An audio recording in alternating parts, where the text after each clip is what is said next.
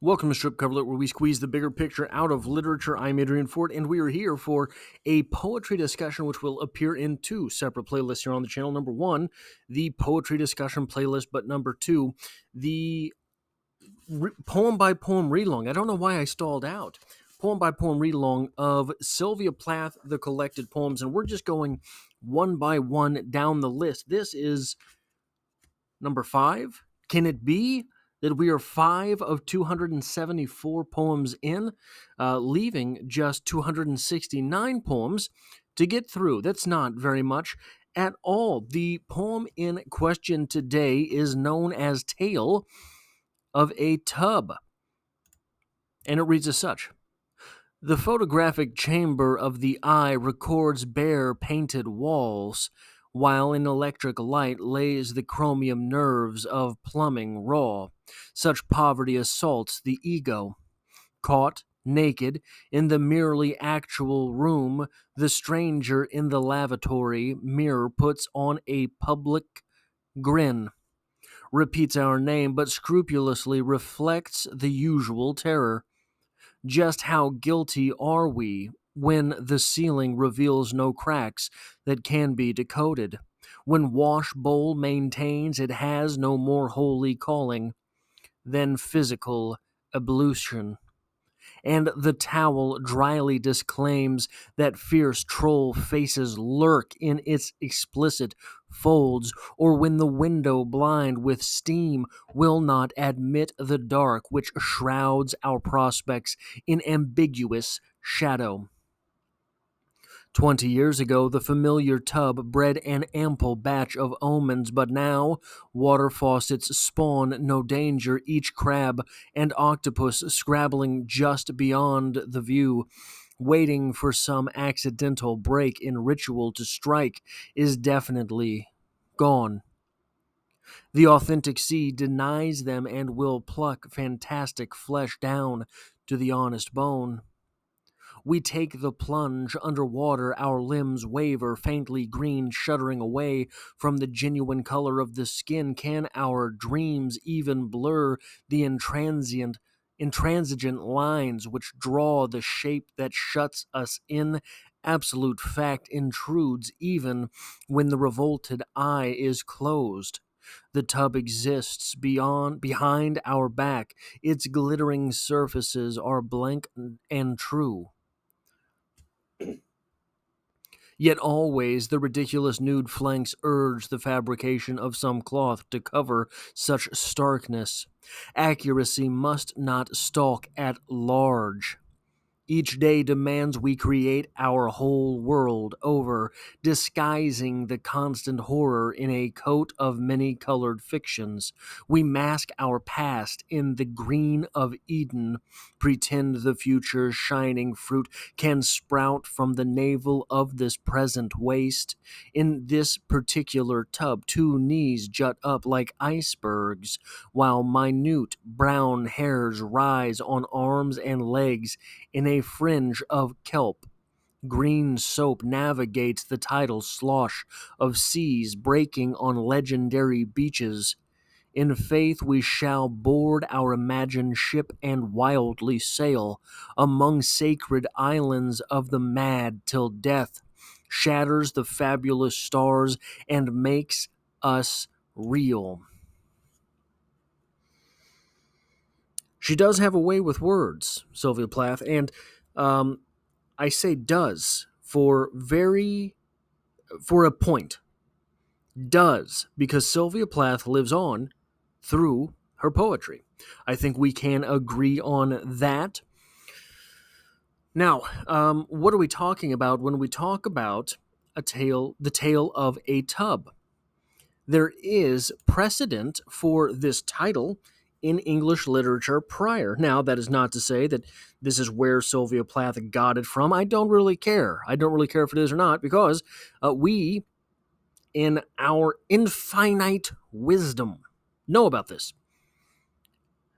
A tale of a... Wait. Is it a tale of a tub or a tale of the tub? Doesn't matter. One is a tale of a tub, one is a tale of the tub.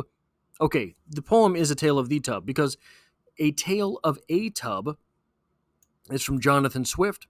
A tale. This is from the Wikipedia entry on A Tale of Atub. A Tale of Atub comprises the tale itself an allegory of the Reformation in the story of brothers Peter, Martin, and Jack as they attempt to make their way in the world, along with various digressions interspersed throughout. Each brother represents one of the primary branches of Christianity in the West. Now, can we say that Sylvia Plath was a Swiftie? Jonathan Swiftie? One of the original Swifties? Maybe. But that is an interesting idea there, is it not? A tale comprised of the allegory of Reformation in the story of brothers Peter, Martin, and Jack as they attempt to make their way around the world, along with various digressions interspersed throughout. Each brother represents one of the primary branches of Christianity in the West. Christianity in the West. Now, I am not here to tell you that this poem is an argument against Christianity. I am not here to tell you that at all. What I am here to discuss is that this poem seems to be, and in fact, I did check other sources for this poem. This is about conformity and how conformity wrecks the human soul, the human spirit, the human experience. And that's true, isn't it? Conformity wrecks the human experience. Leave it to a poet to talk about that. Leave it to a poet as original as Sylvia Plath to tell you something interesting about that. And I use that phrase that Sylvia Plath has a way with words.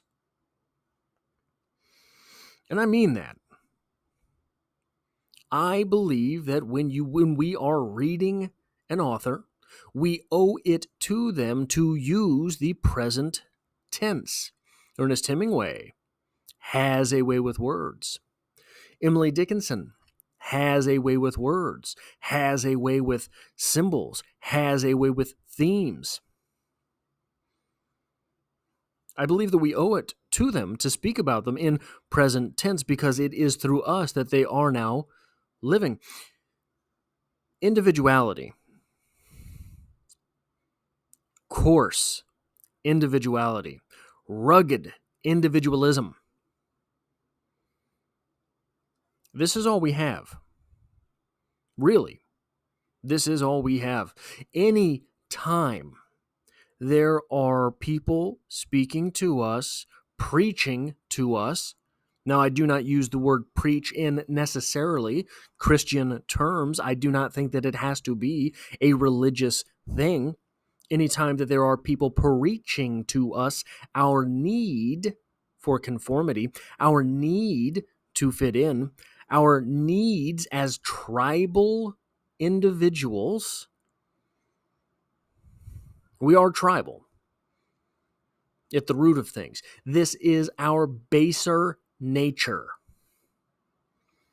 We have to struggle against that.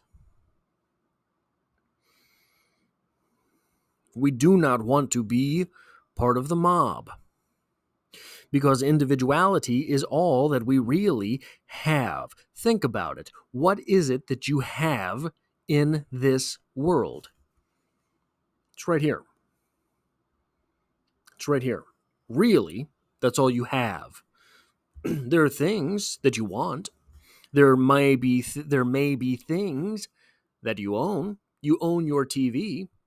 Someone kicks your door down and they have a shotgun before you can get to yours. Guess what? That TV, it's theirs. Same for your car. Same for your couch. Whatever it is. Physical belongings. All these books behind me. Could be someone else's in the flash of an eye. The blink of an eye. But what we keep in here, the person that we are, the person that we know ourselves to be, those things that we know, those ways that we act, it's all we really have. And, in fact, Those things may be possibly quite ironically for a discussion that did have a wayward nature towards the religious bent. In my belief,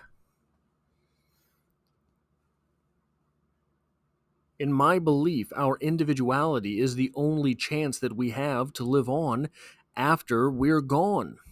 And I do not simply mean in the written word. I've referenced this a lot on this channel years and years and years ago. I don't even know what the YouTube channel was or if it even still exists. There was a series of videos where a person in heartfelt fashion talked about how it was that they came to realize that they were an atheist. They did not believe in God. They did not believe in any religion. And in the course of coming to find that out, there was a professor that he had, I don't remember if he had the professor or if he had heard about the professor and sent the professor an email, but there was an email correspondence that this individual had with a professor on religions, I believe. This professor happened himself to be Jewish, but secular Jewish. And what that meant was he abided by all of the rules of his religion. He told the stories and listened to the stories and practiced the celebrations, but did this in a way much like, for example, I celebrate Emily Dickinson. I understand that Emily Dickinson did not write true stories, but I believe that there is 100 million things in those poems that I can learn from them. And this individual told the young man who was seeking to find if he was religious or if he did not have religion that he believed that what the afterlife really is, what the idea of living forever really is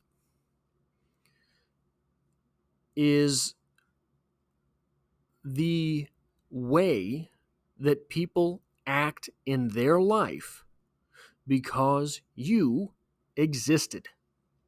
There is an old cliche that every man dies two deaths.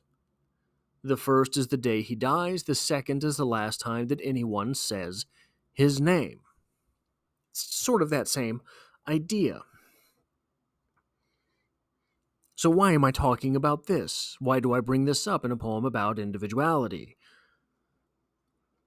They are only through our individualistic drives that anyone will ever talk about us again. 100%. Will anyone, after you're gone, talk about how you voted in party lines if you find yourself political? Will anyone, after you're gone, talk about how you said the exact same things about the lessons in the Bible that did the preacher when you're gone, or will they simply mention the preacher? Will anyone, when you're gone, talk about the clothes that you wore to work? No, because you were told what to wear to work. That was prescribed for you. You were not the individual there.